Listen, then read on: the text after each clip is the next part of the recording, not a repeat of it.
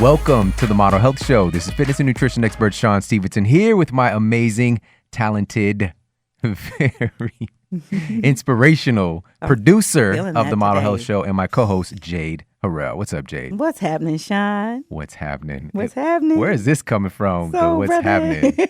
I have no idea.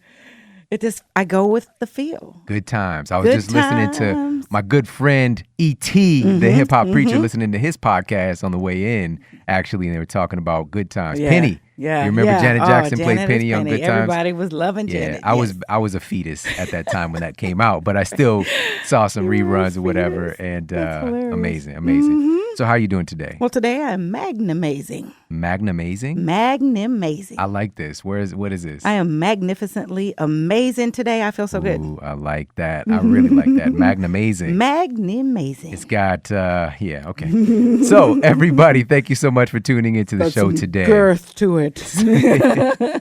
Thanks for tuning into the show today.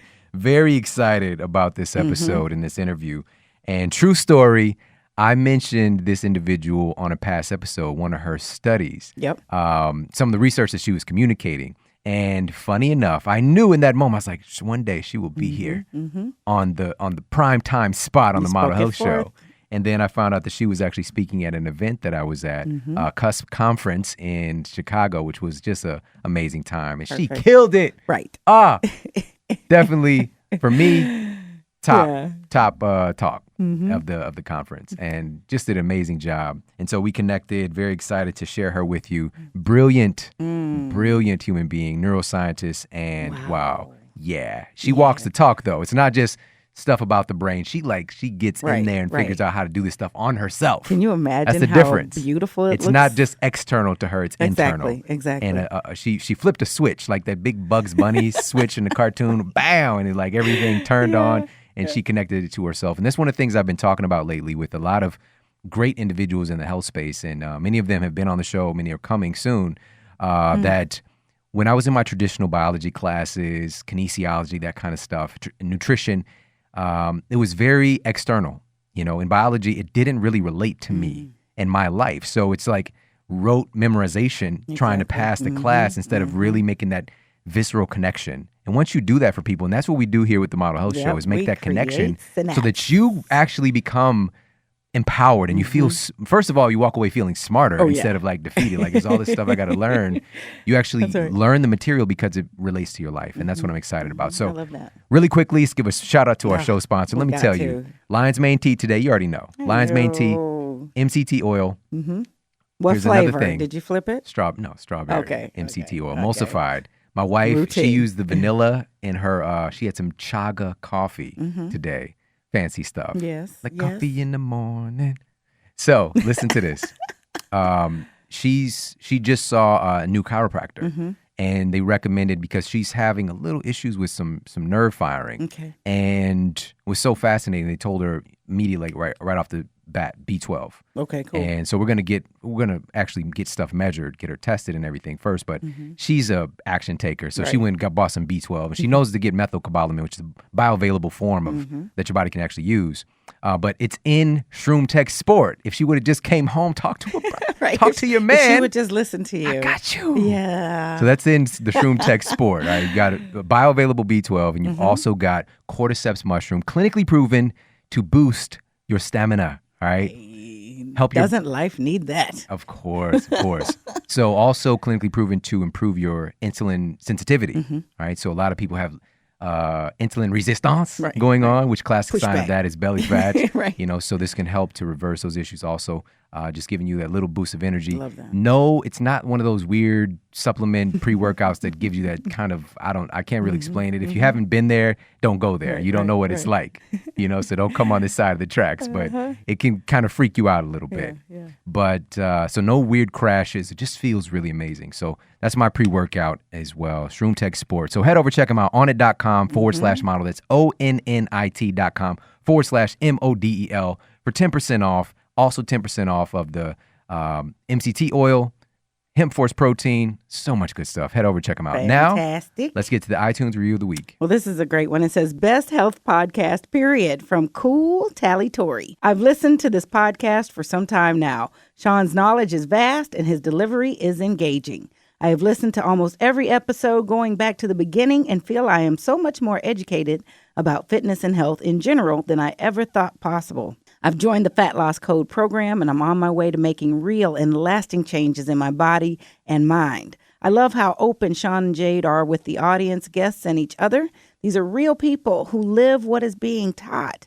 You are both gems, and I always look forward to listening. Keep up the great work. Thank you. Oh, man, that's so beautiful. And just I feel some genuine love there. Yeah. Thank you so much. Cool Tally I Tory. appreciate that Yeah. very, very much.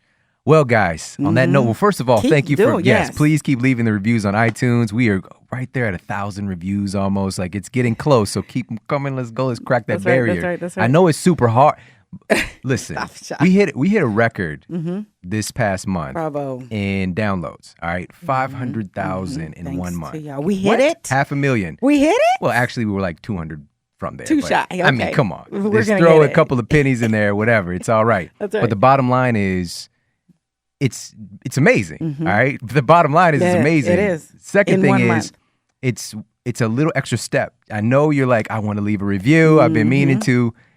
Go and do it. It would mean a lot to us just to help get the show to more people because it's growing in leaps and bounds. And what we've got in store for you and also for a lot of other people, you know, we need to work together to get this information out there to change culture. So head over, leave that review for us. To change culture. Yes. We're a part of that immune system of our toxic environment. That's what we are. So now let's get to our special guest today and our topic of the day. Our guest today is Wendy Suzuki, Ching, ching. PhD. Is a professor of neuroscience and psychology at New York University. She received her undergraduate degree from UC Berkeley and her PhD in neuroscience from UC San Diego.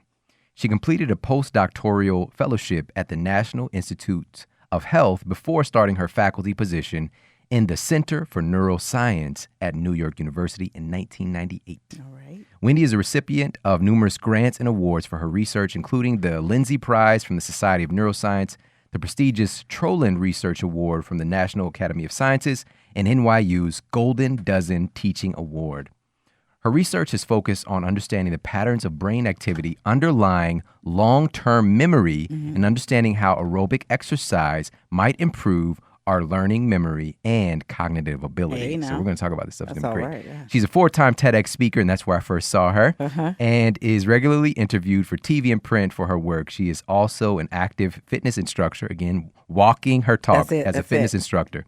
Her first book, Healthy Brain, Happy Life, love this book, love it, came out in paperback in March of 2016 and is an international bestseller. And I'd like to welcome to the Model Health Show, Dr. Wendy Suzuki. How you doing today, Wendy? Hi, Shawn. Hi, Jade. How are you doing? Hello. And So welcome. excited to have you. You look beautiful. I'm so excited to be here. Yes. Oh, it's totally my pleasure. And yes, as we were talking before the show, I love your book. And when we met, I hadn't read your book yet. And it's so personable. It's so real. It's so fun and engaging to learn about science. You layer in your own experience and your stories. Such a great book. I mean, this is really, really a great book, guys. Thank you. Thanks so much, Shawn. Oh, it's my pleasure. So let's go ahead and dive in. And Okay. I would love for you, I know a lot about you now, but if you could share with everybody your kind of, your superhero origin story, right? Yeah. What inspired you to love science in the first place and specifically devote your life to learning about the brain? Yeah. So there was a specific moment where I knew I wanted to study the brain for my life's work. And it was the very first day of my freshman year at UC Berkeley. And I didn't know it at the time, but I had a superstar rock star scientist as my instructor that day. I was taking a freshman seminar, which is, a small group of freshmen with a full professor talking about their expertise. And this class was called The Brain and Its Potential. And the professor was Marion Diamond, who is just a legendary researcher and professor. And she looked like a rock star. She just owned that room, but in the most friendly, engaging, welcoming way. And she immediately caught our attention because there was a hat box on the table in front of her. And she started telling us about how lucky we were to be able to start to learn about the brain, because it was the most complex structure known to mankind. And as she told us this, she dramatically opened that hat box, and with her gloved hands, she pulled out a real human brain. Wow. And so, of course, we all went, wow, wow, what else do you have in that hat box? But the thing that really got me was her description of the kind of fundamental studies that she had done, showing, demonstrating really for the very first time, this was back in the 60s, that the brain could change in response to the environment. And that's what we mean by brain plasticity. Everybody's heard that word, but not everybody knows exactly what it means. So here's how she showed that.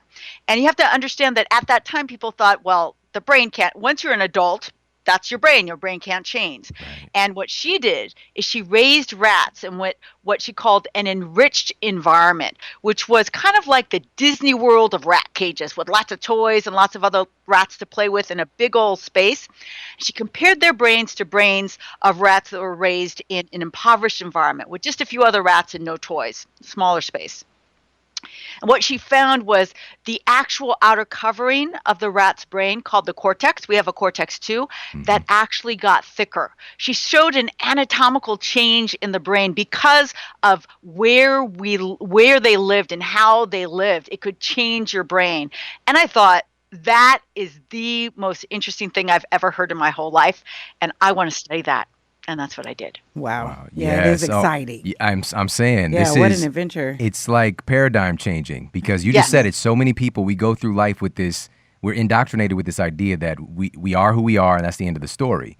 And what you were able to learn and discover in that moment, and then of course further with your research, is that you can change your brain when you change your environment. That's right. You know, so powerful. And when I was reading this in your book as well, I really kind of zeroed in on my own experience and my varied forms of environment growing up. Like I was in a very enriched environment with lots of toys, lots of rat toys, and lots of love, other humans to play with, And then I lived in a very deprived environment as well. But all of that helped to kind of cover my experience, my environmental experience. And I think that gave me a very unique and powerful perspective to come from. So one of the things that you talk about, so let's talk a little bit more about this neuroplasticity. I mean, is this like specific parts of our brain can only develop as we get older, or is it varied? Yeah, no, it's very varied. And in development, we know that there are kind of very, very special periods called critical periods, where if you don't get a particular kind of input, then unfortunately things really cannot develop then. So this happens with language. If you don't have normal language and you don't have your mom and your dad giving you that baby talk, which is not just a fun little thing, it's actually critical. Baby talk is critical because it's teaching the kid the sounds that language typically has in it, and it kind of paves the basis for your brain's ability to learn language, critical for our skills. So, but it's not like you can just because you didn't learn a second language when you were little doesn't mean that you're not able to learn at all. Right. I learned French when I was in middle school, like so many of us, Americans, and I had the great good fortune to be able to go to France, as you know, since you read my book, and was really able to get fluent. Okay, it was because I had a boyfriend. It was a French boyfriend. There you go. That really helped. I won't lie. But I learned it, and by the time I left France, I was quite fluent in French. So things could happen, and that also influenced me. I knew that I was capable of doing that, and I've made so many changes just by kind of becoming aware of what's not there and giving myself that possibility of opening up learning in these new areas.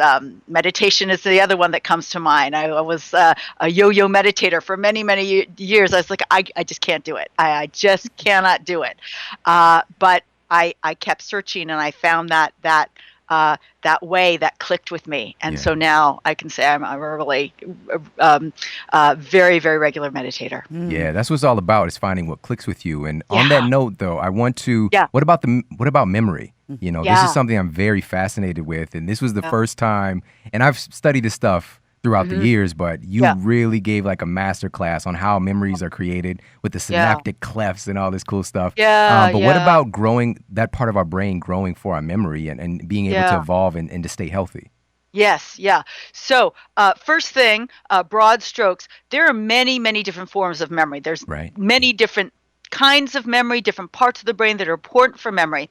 But I want to focus on kind of probably a very fundamental form of memory, and that's memory for facts and events. And events in particular are critical because the memories of those events that define us, the happiest events, the saddest events, are those things that stick in mind. Those are called episodic memories. And those memories, we know the ability to form these new episodic memories that important to realize they are very multimodal. It's not just the smell that was there, it's the people, it's the location, it's all these things, very complicated kind of memory. And we know that form of memory is dependent on a key structure in the brain called the hippocampus. So first I want to tell you how you can enhance general episodic memories, and then I'll tell you how you could actually enhance the hippocampus. Okay. All right. So how do you make memories? How do you remember things? Everybody wants to know that. So there's a number of key things that we know from neuroscience. The first is obvious, repetition. Repetition enhances memories for facts. That's why you sit there and you go over your cards and your index cards and you just practice it. Repetition.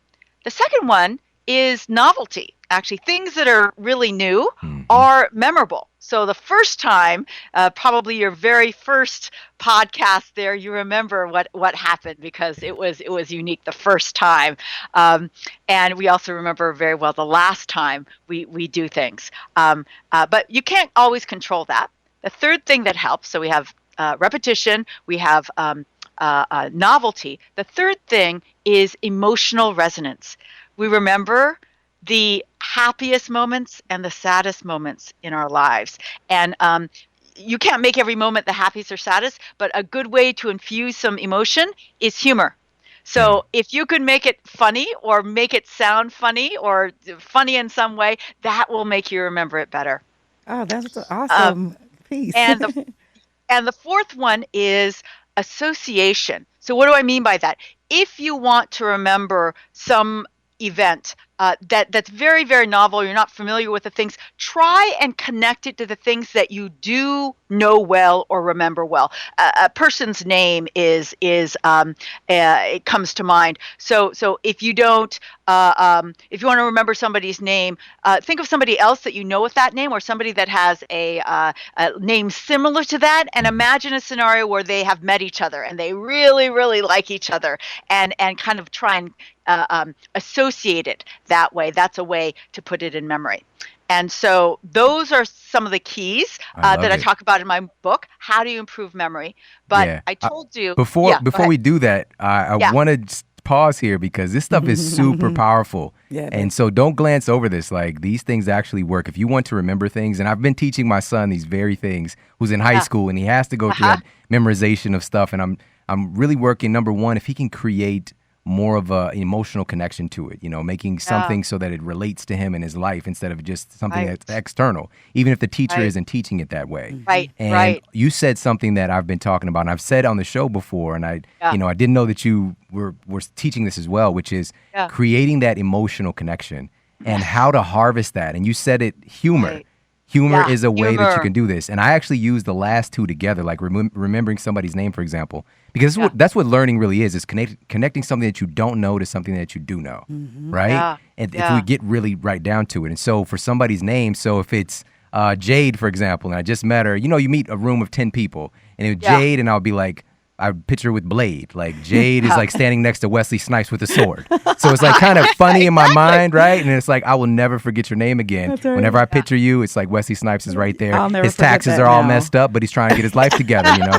So, You know what's cool is that my daughter shared with me how they're learning history and Civil War history, American history. And they basically told them, let's create a social media community. So they call it Fake Book.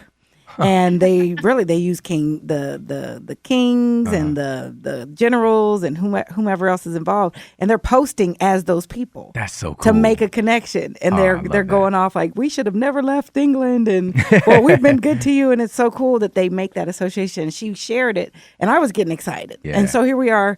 Decades later, I just now got it. That's what happened at the Boston Tea Party was because it was on Facebook. Powerful, right? Powerful. That's what great educators are doing, Innovative. you know. The other great teacher and example of history, because Jay just brought this up, is Hamilton. So put it to song, make it a rap. Make it memorable. I memorized every single one of those songs from Hamilton, so now I know much more American history than I ever knew because it's relevant and it's true. I mean, okay, not every single detail because I did go back and read the Hamilton book that it was based on is true, but the broad strokes are true, and he's done us such a great service to show that to us, and it's the same principle that we've been talking about. So awesome. So let's talk about the hippocampus now. Yes. Okay. So all of these things are using the functions of this key structure critical for our ability to form new episodic memories, which is the structure is called the hippocampus. So is there a way to strengthen this structure in the brain? And lucky for everybody, there is. And that way happens to be with aerobic exercise. So there's only two structures in the brain where new brain cells can be born in adulthood. One of them is the olfactory bulb that's important for smell, and that's not stimulated by exercise. It's stimulated by giving yourself lots of different smells. And the second one is the hippocampus, but that structure is stimulated in terms of the birth of new brain cells by physical aerobic exercise. So that means that every single person today can start to stimulate the birth of even more brain cells in their hippocampus by going for a run, doing something that increases their aerobic exercise. And that is so powerful. That's one of the major messages of my book, because it's something that every single person can do today, and it's affecting one of the most important structures for your brain, particularly for aging, because in aging, your hippocampus gets targeted. And that's why in aging, everybody knows older people in their lives that start to have memory problems is because of problems with their hippocampus. This is a huge insight, everybody. So how can we care for this part of the brain? How can we actually develop it and keep it healthy long term? And this is really fascinating stuff here. Before I ask you this question, because I want to get into how you uncovered this, which is such a great story.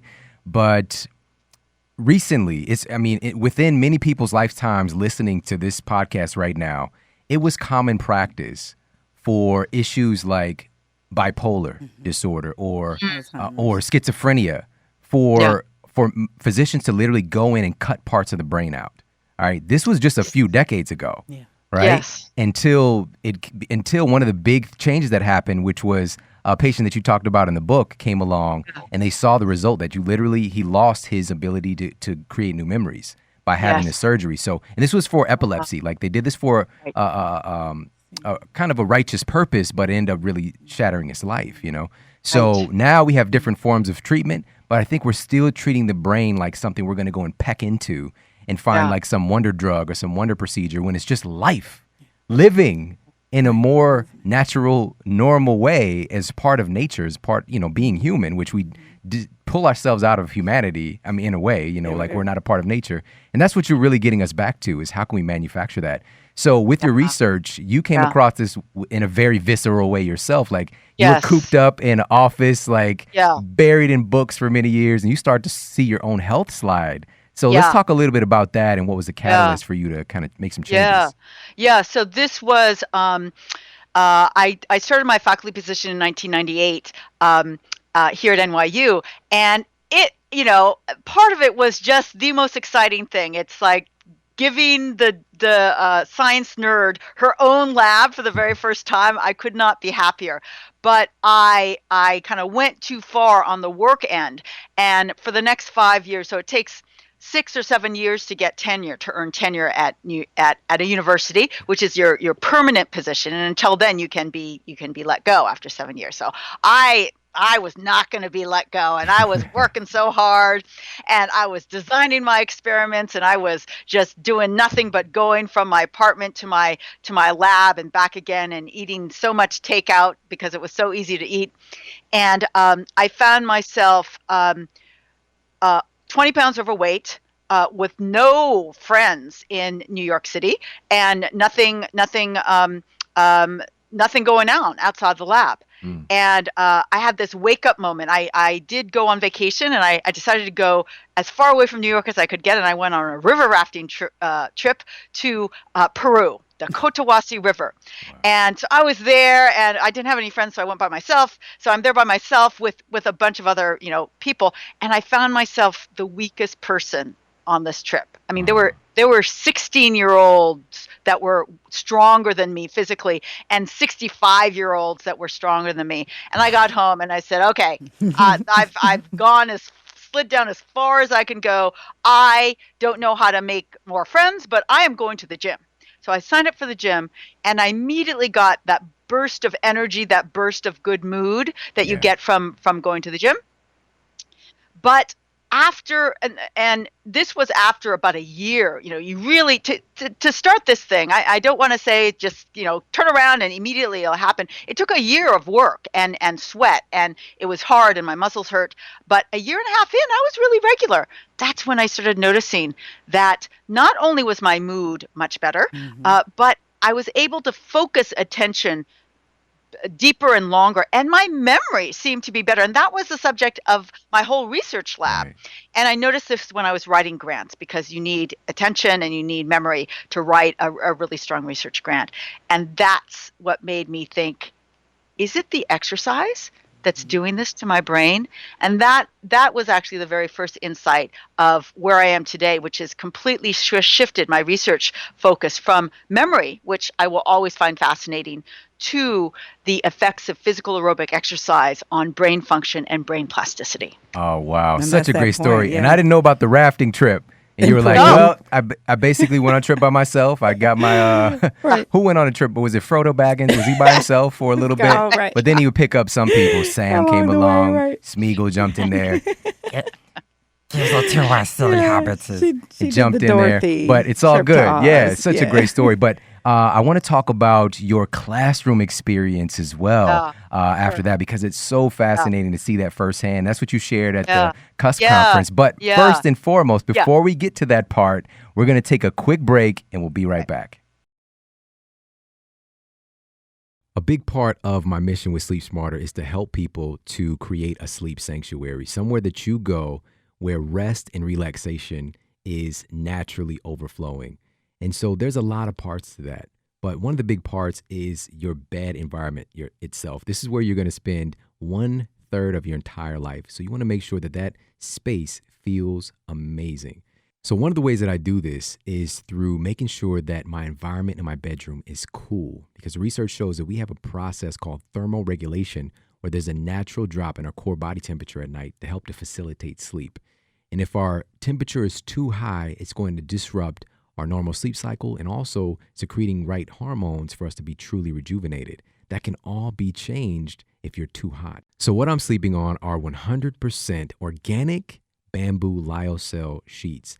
And the thread count is 300, but that is equivalent with this bamboo lyocell to 1,000 thread count Egyptian cotton. But here's the great news, is that it consumes only 1/3 of the water in order to produce it. So one of the big things that's causing so much deforestation and pollution and waste is overusing our natural resources. And this is a way to cut down on that, but also radically improve your sleep quality. So these are hypoallergenic, organic, and there's no weird chemicals that are used to produce these sheets, and they absolutely feel amazing. So this is what we call luxury for less, because There's an in-house design for these. They work directly with the manufacturer and sell directly online. No middleman, no retail markup, because these sheets would normally cost a few $100s because of the quality. But this, by myself being a sleep connoisseur, is so important to me. And I found that I simply can't, and I know you're going to feel the same way, I can't sleep on other sheets. It just doesn't feel right. When I'm at home, these sheets are getting utilized, or they're getting washed, and they're getting put back on the bed because they are just that amazing. And you're going to get a 100-night trial. Sleep on it, think on it, dream on it. And if you don't love it, you can send it back for a full refund. You really have nothing to lose. So this is produced by the amazing people at Attitude. So that's ettitude.com.au/model. And use that link, and you're going to get 10% off by using the coupon code MODEL at checkout. So that's ettitude.com.au/model to get yourself hooked up with some of the most amazing sheets that you need to treat yourself with and to experiment with, because I guarantee you're going to sleep better, you're going to feel better, and it just feels absolutely amazing on your skin. And check out their reviews, from people that have chronic sleep issues to just people who are wanting to have a more luxurious night's sleep, all ranging in this amazing group of people who leave these reviews are saying that these sheets are game changer. And I never would have thought that sheets mattered so much, really, especially being a guy, being an athlete. And I just really didn't care that much about it. But when I slept on those very low thread count cotton sheets after having these, it felt like I was sleeping on thorns. It was horrible. And now with these amazing sheets, it's like sleeping in lotion or sleeping in coconut oil. It just feels so silky and so amazing. And again, it sleeps cool. It makes me feel good. My wife absolutely loves them. She is the one who really said we're not sleeping on anything else. So give these sheets a try. All right. Attitude.com.au/model. And you're going to get 10% off. Now back to the show. And we are back. We are talking today with Wendy Suzuki, PhD, the author of one of my favorite books now. It is official. One of my favorite books. Yes. Healthy Brain, Happy Life. Happy. And such a great read. And wow, if you're an information junkie, first of all, you just want to know a lot of stuff about how the brain works, this is your source. We're good. But also layered with great stories, and it's just very fun to read. And very stuff that we can do. See? Yeah. Oh my goodness. How can we do something? Yeah. And she already shared that. Like she jumped right out. Like, let me tell you how to do this. I'm gonna just break you off right now. Because that's how she rolls, constantly giving value. But so what we were going to talk about before the break was the experiment that you did with your classroom. Yeah. Finding out about this aerobic exercise and the brain. So let's talk about that. Okay. So here I was thinking, gosh, is my exercise improving my memory and my attention as I've been noticing in myself? I'm not sure. So I go to the literature and I find all of these amazing studies.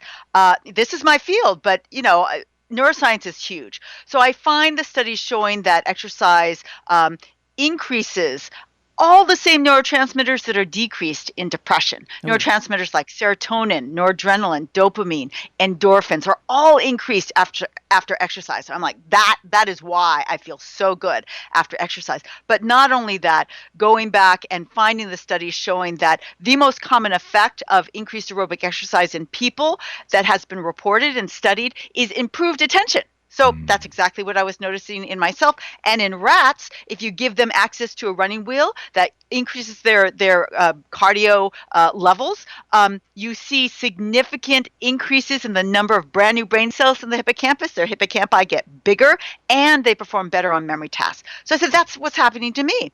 I wanted to learn more about this area of research, which was not at that time my focus. And so I decided I wanted to teach a new undergraduate class, because that's the best way to learn something new, is to force yourself to learn it and teach it to somebody else. So I decided to teach a class called Can Exercise Change Your Brain? And because it was inspired by me going to the gym, I said, well, wouldn't it be fun if we could bring exercise into the classroom? And so I went to my administration. I said, I have this great idea. Why don't you just give me some money and I'll go hire an exercise instructor and we'll do an hour of exercise all together, and then I'll teach the students about what exercise was doing to their brain. Don't you think that's a great idea? And they said, great idea, but we have no money. We pay you to teach the students, so there's no extra money for any extra teacher. You're the teacher. So I went back to my office and I said, okay, well, if they're not going to pay for an exercise instructor, maybe I'll just go to the gym and become certified exercise instructor so I could teach the students. That's right. Then I went back and I said, I'm going to do this. Very empowering moment. I'm doing this for the students. So I think you should pay for my teacher training. And they said, okay, I will. All right. So I then went, got my teacher training, the funnest 5 days at the gym I've ever spent. Who knew you can learn so much at the gym about not just fitness, but teaching, and I'll come back to that. But then after 5 days, I can't just step in front of a classroom and start teaching. That was the beginning of 6 months of training for me to teach in front of a classroom. And then, of course, I'm developing the class. So I get to the classroom, and that very first day, and there were 3 things that were very, very memorable about that day. The first thing was, I walked into this classroom. I'd been teaching there for 12 years, the same classroom I'm teaching in, clad head to toe in my best Lululemon. I mean, I wore my really new. I went out and got new for this day. Very different from my typical classroom experience. Number 2 was, I'd been lecturing for 12 years by that point. I was very comfortable, but I was really nervous that day. And I remember that because I'd never taught the students an exercise class before. And I also really wanted them to like it. So I had kind of a lot of pressure on myself. And the third thing that was different is, looking around the classroom, and it's the first day of the fall semester in 2009. And first day, students are excited, maybe a little bit nervous. These students look scared. I mean, they just look terrified. And I think it was me in my Lululemon, all dressed up in my spandex. And they knew they had to exercise. But once they saw me, they were like, I'm not sure if I want to sweat with my professor. That's just not feeling so good to me. Awkward moment. Awkward moment. But, and that was just a bigger challenge on me to step in front and shift the mood with this exercise. And that's really what it did. It completely changed the atmosphere in that classroom. And even more deeply, it changed the atmosphere of every other classroom since, because that level of engagement that I got with pairing exercise, a whole hour of exercise that I taught them with the academic part of the class that came next, was the most engaged kind of classroom experience that I'd ever had in my many years of teaching. And so I've since then made sure that I keep that level of engagement, either with exercise or other things. So it really changed the bar for me. And again, it was going to the gym and seeing that kind of excitement that you can get in an exercise class and asking myself, can I bring that into the actual boring academic classroom? And the answer is yes. Oh, my goodness. There's 2 things. So number 1, there's a specific type of exercise that you employed, that you got great at, and you had us actually do this in person. So can you talk a little bit about that exercise that you used? So the form of exercise that I really got addicted to, that really helped me get my own exercise regime going regularly, is a unique form of exercise. It's called Intensati, and it was developed by an amazing fitness instructor in New York City named Patricia Moreno. And what she did is she pairs physical movements from kickboxing, dance, and yoga and martial arts with positive spoken affirmations. So in Intensati, in kickboxing class, you would just be punching back and forth. But in Intensati, you say, I am strong now, or yes, yes, yes, yes. And all the whole class is a series of affirmations, and you can create a theme, and it's completely ridiculous the first time you do it, but so empowering to actually do this together with a whole bunch of other sweaty affirmation yelling people. I cannot tell you how fun it is. Oh my goodness. Yeah. With this, within a few seconds, maybe like 5 seconds of, oh my goodness, then you're just like, you feel it. You actually feel it. It becomes like an incantation. Mm-hmm. It's more than an affirmation. It's like, it's imbued into your tissues even more. Right. And I saw Jade light up. She was like, oh yes. Oh yeah. I want some of that. Well, in my former life, I actually did teach aerobics on my college campus. And that was Why do I learn new stuff? I about know. you? Well, I got to day. give you a little bit at a time, so we Keep can it take our time. fresh. If this is going to be a lifetime thing. But I didn't intend it that way. I was into fitness a lot more, believe it. And then someone noticed and they asked, could I work out with them? And then 1 turned to 2, 2 turned to 3. Next thing you know, we had filled up the entire girls' dorm and actually had to be moved to the gym. But one of the things was the music I brought was great because that was from my DJ experience. So it was always great high energy music. But I was doing and encouraging them along the way. Like, you can, if I say you say can, you can. Yeah, you like can. DJ. Right. Things like that. And so when you did that, I'm like, oh my gosh, I'm resurrected. And it really does. It opens up another level, but it pushes you through that thing that you may not have had as personal self-talk is then amplified and collectively lifted in the group. So I am so psyched about that you did it. But it also speaks to that whole what's possible. You said that you learned by realizing, I have the capacity to, or there's a possibility in that. And everything you shared, it seemed like each new level came from just the awareness of that possibility. And by saying that in that class, everyone became aware that, hey, I can lift my level emotionally and physically as well as intellectually. So absolutely. I'm curious. It's so powerful. Yeah. What happened over the course of you changing and kind of focusing on this as your classroom structure?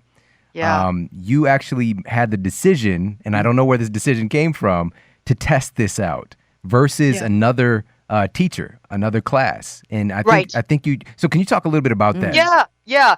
So I realized somewhere in that development of this class that I was going to have this group of students increasing their aerobic exercise for a whole semester because I was going to be teaching them aerobic exercise in the classroom where they typically don't get it. And I thought that this was the perfect opportunity to turn this class into my first human exercise study. So I would test them on various brain functions, including memory at the beginning, at the end of the semester, and I would compare the performance to a control class that didn't exercise during the semester. It was not too hard to find one of those classes. And I would test their students at the beginning and the end of the semester. And so what I found was, as you mentioned, a turning point for me. Because what we found was, I was hoping that maybe all the students would get better memory. But remember, it was only once a week they were increasing their aerobic activity in this class because the class was once a week. And these were high-functioning NYU, healthy students. What we did find is with one semester of increased aerobic exercise once a week, they got improved reaction times in responding correctly to memory tests. So they didn't respond more correctly, but when they did respond, they responded quicker than more quickly than the control class. And that was a small but significant finding. And that lit a fire underneath me because I said, if I could find this with just once a week aerobic exercise in this class that I did for a hobby, what if I actually make them seriously exercise maybe 3 times a week or even 4 times a week? And so that's what made me really say, maybe I should actually start thinking about this seriously as a line of research. Nice. And fast forward 5 or 6 years, we have our first pilot study in freshmen at NYU doing a 1 semester on, 1 semester off exercise program that I want to eventually make university-wide. So I want to make NYU the exercise university. And we're starting, and it started with that story in the classroom that I just told you. Profound. I love it. Yeah, exactly.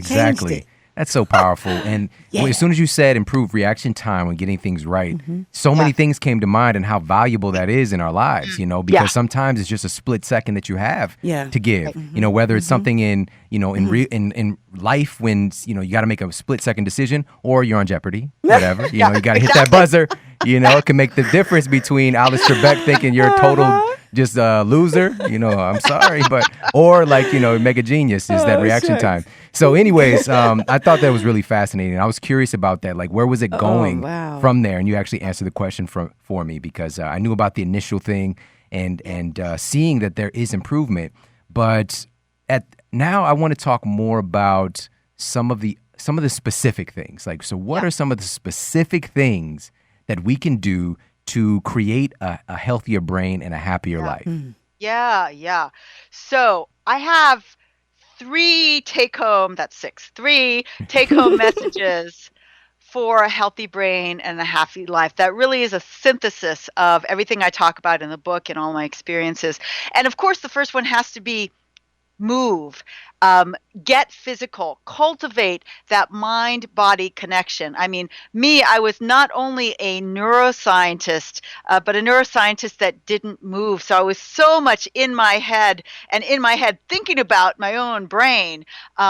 And starting myself moving really got me more in touch with how much the body and the brain is connected. That's what moving, and I'm saying that because most people need to start moving more. They don't have to start thinking more, but start moving more. That's number one.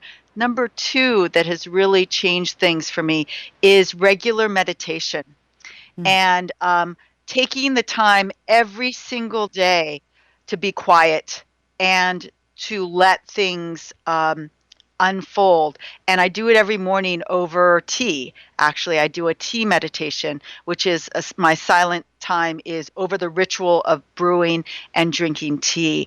And I cannot tell you all the things that have come out, come forward, come bubbling up because I took this time to be quiet. And there's nothing on my kitchen table except plants. And I'm not trying to think about anything, but giving your mind space to open up. So important for a healthy, happy life.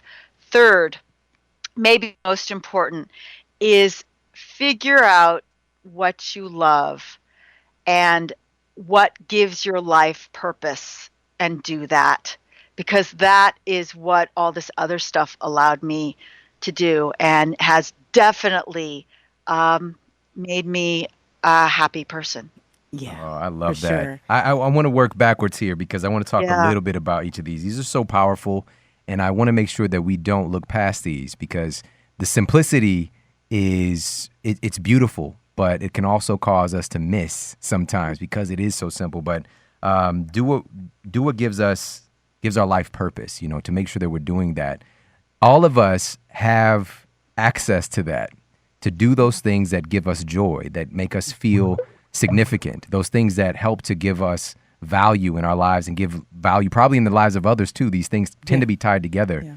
So where is it that you can do that on a regular basis? Ask yourself that question. Maybe it's, you make the decision that, throughout the morning, from 8 o'clock to 12 o'clock, I'm going to speak to every person that I walk by on the street or that I walk by at the office, regardless if they speak back or not. I'm going to send them a silent little prayer and thank you, so they have a better day because they didn't say hi back or whatever the case is. Finding some creative ways that you can do some things that make you happy, bringing joy to other people. Or maybe it's, your stamp collection. Maybe it's your, you're reading your favorite people's blogs and sharing it or whatever. Do that stuff on a consistent basis. Structure it into your day because we oftentimes after I do all this other stuff, then I'll do something that makes me happy. That's just straight up backwards thinking. Even in finance, they say pay yourself first. Yes. The neuroscientist is agreeing with me, guys. I'm agreeing. And she knows. 100%. So let's talk about the daily meditation a little bit more because I know just from talking with you that you don't put it into like a cookie cutter box. Like this is the thing to do. So should we be doing a specific meditation or is it just finding something that works for us? Period of time. Yeah, you really have to find something that works for you. And I searched high and low, tried so many different things. Somebody said, well, all you have to do is do it for 30 days because that forms a habit. And then you do. So I did it for 30 days. Day 31. I left it, never turned back. It's like, what happened to the habit? It just didn't stick because it really wasn't for me. It helped, that process helped, and I knew I liked it, but that wasn't my thing. And then I thought I found it in guided meditations because then I would just listen to somebody that I liked their voice and their message. But then it was like, I want to be able to do it on my own. And for me, the the ritual of the brewing and the ritual, the calm and beautiful ritual of making and brewing and drinking a cup of tea, just did it for me. So that process and turning that into a meditation, Yeah. and I didn't come up with this on my own. I had the great good fortune of sitting with a monk who taught this to me. He was a tea monk, and he was showing presenting tea meditation at a place in Bali that I was staying, and it was really life changing. So and that might not work well for you either, but find it, because it is such a beautiful way, such a beautiful gift to give yourself. You just opened up another possibility, though. See, that's not something that would come to mind immediately, that I could make tea and that be part of my meditation. Many of us who struggle with which way and is the right way and what will work. So now it's like, oh, well, then keep looking. There's so many possibilities. Mine might be stirring oatmeal. You never know. Yeah. So this is labeled as a mindfulness meditation. Yeah. And if you guys think just I go need to that. Dr. Google, type in mindfulness meditation, and you will see a whole array of mindfulness meditation studies. And it's just ridiculous how many different things they impact. I cited a study in Sleep Smarter that talks about how mindfulness meditation is clinically proven in the morning. Doing this meditation in the morning for 8 weeks was clinically proven to basically improve everything with somebody's sleep, from sleep after delayed sleep onset, making sure that, so basically we fall asleep faster and we stay asleep when we fall asleep. People tended to sleep longer, and they also help to reverse symptoms of depression as well. See. So this could be, she's doing it, the tea meditations could be, this is something I practice every now and then, is with my kids, specifically with my youngest son, Braden. I just be fully present with him. I drop everything else from my mind and just watch him, listen to him. And it's a beautiful meditation, and I love it. And I feel more connected and connected to him. But there's a lot of different forms of mindfulness meditations. Again, I love that she said this, just you have to find something that works for you. When you were talking about this, it sounds like you're on a meditation diet and you go different places, you try different things. That's good, I think, to actually, it's like, I'll try some Indian cuisine or some Mexican cuisine or some Chinese cuisine. There's different things to try, and we don't have to put ourselves into this box of like, this is the thing for me for the rest of my life. Try different things and enjoy them. Just enjoy the process of testing them out and how they make you feel, because chances are they're going to help you to produce some of these benefits that Wendy's been talking about today. I love that. And then you get the great night's sleep on top of it. Right. And To what? boot. Yeah, right. absolutely. So what do you say, Shawn? A great night's sleep begins. The moment that you wake up in the morning. There you go. All right. So lastly, let's talk a little bit about Move More. All right. So what does that look like for you? I know you live in New York City, so there's like a lot more movement going on there than pretty much the rest of the country in many different ways. So how are we going to incorporate more movement? Should we be aiming at maybe doing some of the exercise that you talk about? Like, what are some good options for us? Yeah. Well, I mean, what I like to say is, one of the things that excites me so much about this area of research is that really exercise is free. I'm telling you these things about your brain. You can do it right now by taking the stairs. Just take the stairs. Just park further out and do a good jog walk. Borrow somebody's dog. Every day I go out to Washington Square Park, which is right over there, and I sit in the dog park, even though you're not supposed to, and I play with other people's dogs, because it's good exercise, and it also gives me that rush of endorphins, because dogs are just so calming. And so tips I give in the book, my favorite tips for moving more: pillow fights, highly recommended. Playing with, I already said this, playing with your dog, playing with somebody else's dog, also really highly recommended. Yeah. Number 3, get a hula hoop. It costs $5, and be really silly and do that. Dance in your kitchen all by yourself to your favorite song on YouTube. So many ways you can do that. And all of these are improving your brain function, improving your mood, improving your memory if you continue to do them for a long term, and attention. What could be better than that? It's free. So awesome. I actually do the last two. Well, the hula hoop thing when we at the store the other day, it was for my son Braden's birthday party. This was actually a few weeks back. Right. And we just came across the hula hoops. I was like, you know what? Let's see what happens. So we're right there in the middle of the store, like everybody's trying to do it. My wife, my youngest son, my older son as well. Funny enough, my older son did it the best. See? Those hips, man. He was Right. Yeah. he was getting busy. But there's that humor. Yeah. There's that fun that makes it more valuable. How to make it fun. Absolutely. I totally agree. So, Wendy, amazing, phenomenal. I'm very, very grateful for you. Can you please let everybody know where they can find your book and where they can connect with you? Yes. So you can find my book. It's on Barnes & Noble. It's on Amazon. I love to put people to the independent bookstore sellers because you really want to support them. It's all over. You can find it anywhere, harpercollins.com. And to connect with me, I have a great website called wendysuzuki.com, very easy to remember. And you can learn everything about the book, the new French version of the book that just came out, which I'm so excited about. It's called Bouge ton cerveau, which means move your brain, and it tells about all my research in my lab, and all videos, and the cusp video will be up there as soon as it comes out. So great website and great place to learn everything you want to learn about my work. Do we get to hear about that French romance that went on? It's in the book. It's in the book. Perfect. So good. Can I give you a little spoiler? Yeah. Absolutely. So read the book, and so this will become valuable later. I had dinner with Francois 3 weeks ago. For the first time. This is Shawn knows. I'm getting verklempt right now. This is like getting to me. I can't believe this. This is awesome. Oh man, like I'm blushing right now.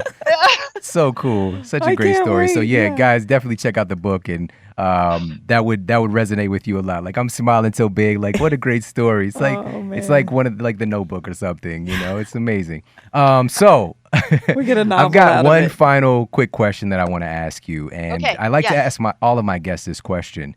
So, what is the model that you're here to set with the way that you're living your life personally? Oh, wow. That is a great question. There's your novelty.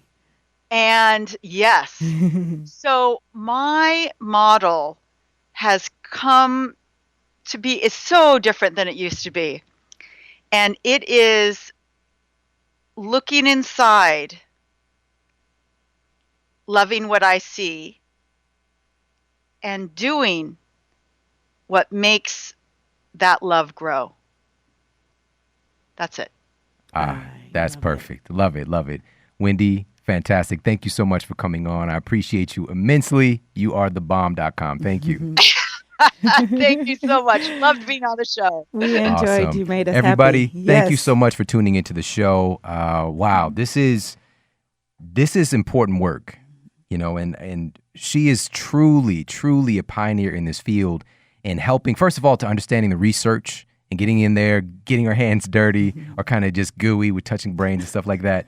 And then, but packaging up this data in a way that we can assimilate it and utilize this to really create the brains that we want, because our brains govern everything. That's right. You know, and that's really where we need to start instead of oftentimes we get there last, right? So taking care of our brains so that we can live a healthy, happy, long life that we can remember as well, you know, really caring for our minds. And she shared two important things. So we can access this through that aerobic exercise that she's talking about, moving more, right? Getting out and walking, doing some of the affirmation exercise that she talked about. Jade's over here hula hooping with an invisible hula hoop. That works too.